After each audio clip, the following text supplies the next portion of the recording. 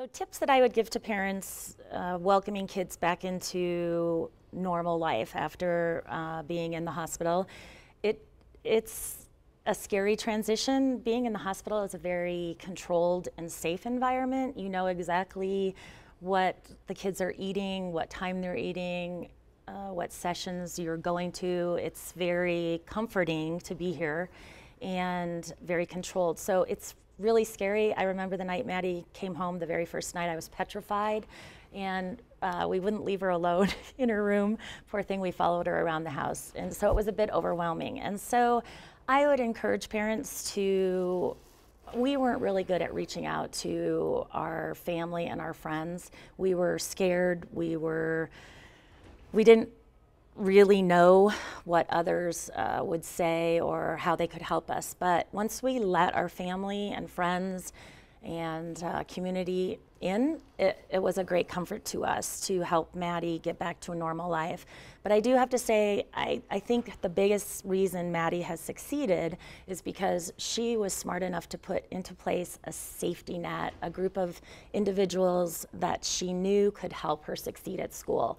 Because when she went back, she had to have somebody to eat with. She, again, it needed to be a controlled environment, but it was nothing like being in the hospital.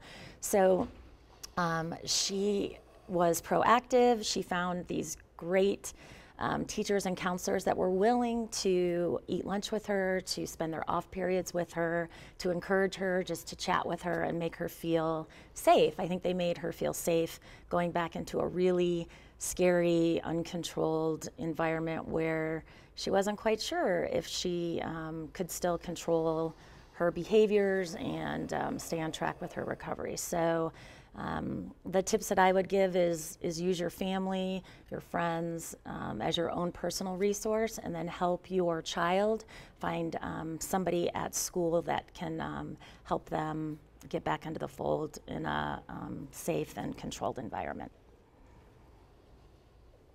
That transition back to school can be a very difficult one, obviously.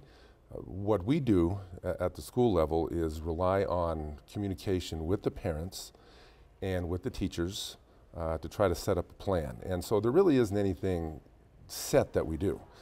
It varies from student to student. Academically is one of the major concerns when kids come back, and we're pretty flexible. If the transition calls for kids to come to school just for a half a day to start with, so they can kind of ease their way back in, we can do that. If kids want to take a class online, say, so it eases the burden of the social aspect of coming back to school, we can do that.